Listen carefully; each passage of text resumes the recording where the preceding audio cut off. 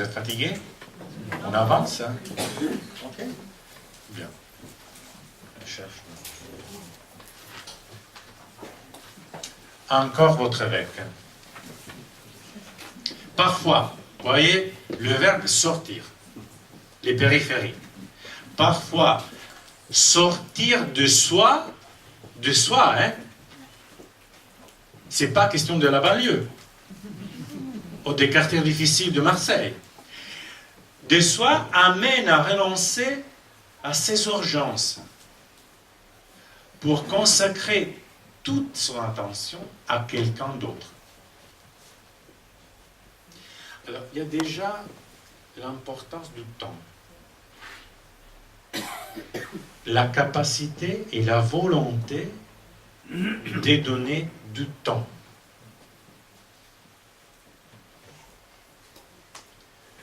Dans un environnement agité et fébrile, les personnes engagées ont besoin de s'arrêter pour reconnaître, nommer, recueillir les fruits de leur engagement.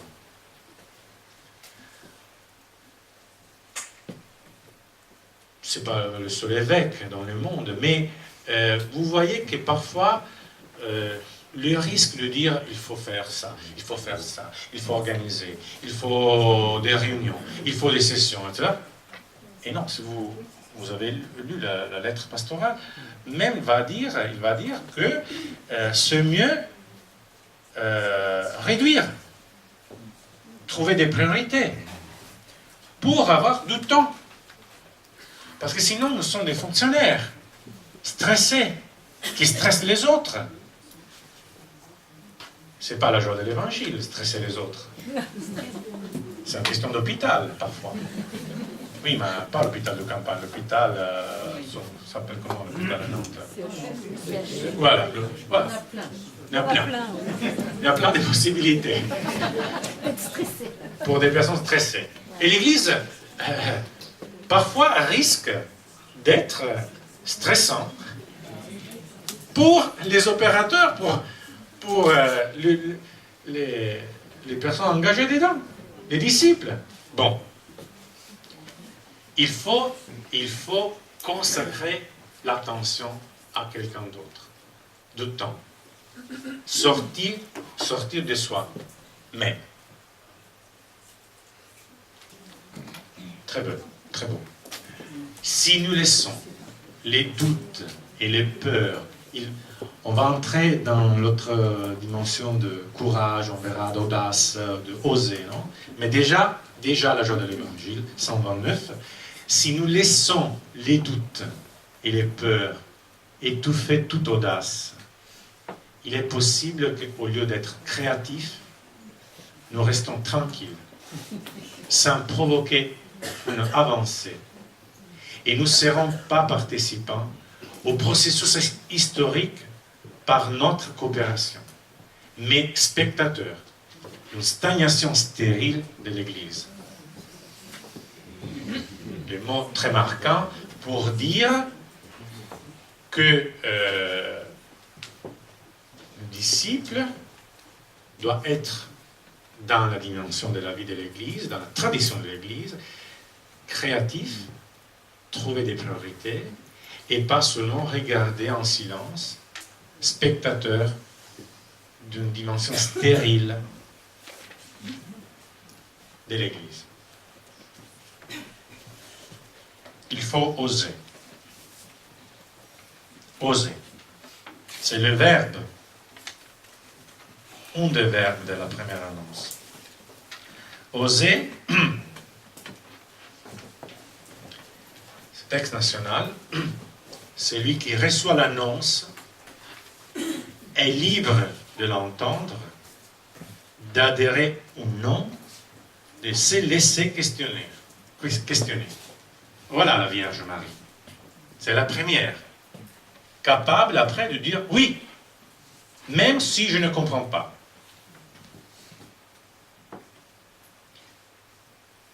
Une première annonce ne nécessite pas de recueillir préalablement une demande volontaire de la part de ceux qui elle est adressée. François, c'est pas la joie de l'évangile. Le 1er décembre passé,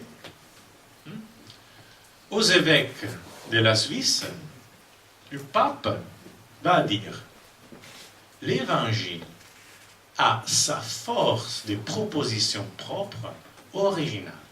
Attendez. À nous de la présenter dans toute son ampleur, de la rendre accessible sans en obscurcir la beauté ni affaiblir l'attrait, pour lequel rejoignent les hommes et des femmes aux prises avec les difficultés de la vie quotidienne. Et ainsi l'Église pourra être plus clairement elle-même corps du Christ, le peuple de Dieu, et non seulement une belle organisation. Vous voyez? Oser. La capacité, la volonté de dire sa proposition propre, originale, dans l'ampleur qui montre la beauté de la vie chrétienne. Il y a des dispositions, des postures. Je trouve que il y a 3-4 ans, on parlait plus de la posture dans la première annonce. Aujourd'hui, on parle plus de posture au pluriel, des attitudes, pas forcément une seule, mais qui correspond mieux au caractère et à la vie des personnes engagées. Il y a des postures. Ben oui, il y a des classiques. Vous avez déjà travaillé il y a 2 ans sur ça, c'est-à-dire la proximité, l'écoute, l'ouverture, la patience, l'accueil, ne condamner, ne juger. Ce sont les classiques, genre de l'évangile, ça sent simple. Mais pour dire qu'il y a les moins classiques, encore une fois. Par exemple, la familiarité avec la parole de Dieu. Eh bien oui, parce que si la question est rendre compte de sa foi, ben, il faut avoir des mots et une familiarité avec la parole de Dieu. Avoir la capacité d'entrer dans les textes bibliques pour trouver la parole de Dieu. Ce n'est pas la même chose. La foi chrétienne n'est pas un fondamentalisme. Ce n'est pas suffisant de lire un verset pour dire « Ah, là, il y a un passage ». Il faut, petit à petit, entrer dans cette lecture qui, à partir d'un texte biblique, et c'est là le travail de l'après-midi, par exemple, pour voir comment, à partir d'un récit d'évangile, on va trouver quelque chose pour nous aujourd'hui.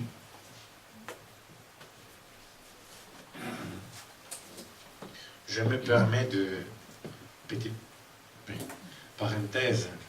Quand j'étais, je suis encore professeur en Italie, mais les élèves du séminaire, moi j'avais lu un livre français des catéchèses, que vous connaissez souvent.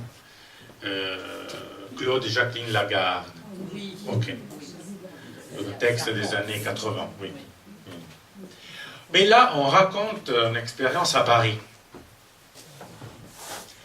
Un gamin, catéchisme, très intelligent, très motivé, vraiment.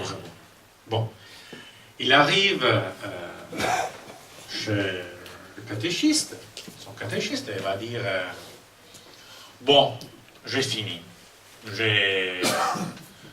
Désormais, je connais tout. Je connais tout. dans l'évangile, dans la tradition de l'Église, je n'ai pas envie de continuer à fréquenter le catéchisme. Bon, c'est un gamin parisien, peut-être.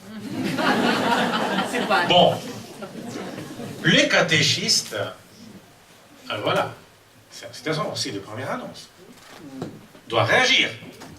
Mais il peut dire, bah oui, ok, vas-y sur la scène à prendre le soleil, s'il y a le soleil à Paris. Mais non, le catéchisme va réagir en disant, bon, tu connais tout désormais, tu connais tout, bien. On fait un défi pour essayer. Si tu es capable vraiment si tu es à l'auteur de ce défi, tu restes chez toi, c'est fini le catéchisme. Sinon, tu vas reprendre depuis bon, au commencement. Mais il est d'accord, parce qu'il est intelligent. Il est parisien. J'ai blague. Il y a des Parisiens ici. Oh là là. Bon. Alors, le catéchiste va dire la semaine prochaine, tu viens, et tu dois raconter, bien raconter, sans des erreurs ou des fautes, l'épisode de Zaccheo. Ok, vous avez compris. Et il est d'accord. La semaine suivante, il arrive, il va raconter tout. Une personne attachée, qui veut regarder Jésus, il monte sur l'arbre. Après Jésus, tout. Jésus dit, descends, je vais venir chez toi, il accueille, le banquet, etc. Bon, tout. À la fin, le catéchiste va demander, bien, et après? Après. Et le gamin, très intelligent, comme toujours, va dans la panique. Il pense d'avoir oublié quelque chose. Et alors, va vraiment se confondre. Il va dire que le frère, l'aîné, il vient de champs, et etc. Panique totale. Hein? Parce qu'il pense d'avoir oublié quelque chose. Et ça le rend fragile. Mais c'est pour cela la réflexion, c'est-à-dire, on ne va pas lire la Bible seulement pour connaître ce qui s'est passé, ou les paraboles de Jésus, ou l'Ancien Testament, mais pour trouver l'après. C'est-à-dire, cette parole-là, pour nous aujourd'hui. Et là, ce n'est pas écrit dans la Bible. Ce n'est pas question de lire un verset en plus. Il manque un chapitre. Non, non, c'est le plus important. Et c'est le bout de la catéchèse. Et c'est le bout de la mission de l'Église, de la première annonce. Trouver l'après. Voilà. Aider à révéler ce qui est déjà là. Et c'est laisser évangéliser. C'est moi, cette fois, l'exemple. Il y a 2 semaines à Paris, oui. Dans un contexte pas lié à la foi catholique, pas du tout. Avec des amis que je connais, loin de la foi chrétienne. Pas dans mon église à prier, mais en parlant comme ça. En breton, mais de Finistère. Qui me dit, mais moi je ne suis pas pratiquant, loin de la vie de l'église, quand même baptisé, mais désormais loin. Et il me dit, moi, j'ai cherché dans plusieurs fois, par exemple, hindouisme, bouddhisme, au yoga, mais il me dit, mais tu sais, le seul Dieu que selon moi peut être le vrai, que peut être l'amour, qui vraiment nous aime, c'est seulement Jésus-Christ. Ah, je dis, ah oui. Tu le dis à moi? Tu le dis à moi? Et je dis, pourquoi? Pourquoi? Je n'avais pas l'intention de catéchiser personne. Il m'a dit, ben oui, parce que il est mort sous la croix pour nous. S'il est vraiment Dieu, il a montré jusqu'à la croix de nous aimer. Là, c'est le kérigme. À moi, quelqu'un qui est loin de la vie de l'Église, qui dit mère, qui va annoncer un kérigme au niveau pur. C'est le mystère pascal. C'est dire à quelqu'un, voilà, il est mort pour nous, il est ressuscité pour nous, et c'est le signe le plus vrai que Dieu nous aime. Il n'y a pas dans les autres religions une chose pareille. On parle de Dieu qui nous aime parfois, mais pas au niveau de la croix. Et me le dire quelqu'un, c'est vraiment, vous voyez, parfois dans la vie, on est évangélisé par les autres. Et c'est beau. Ça déstabilise.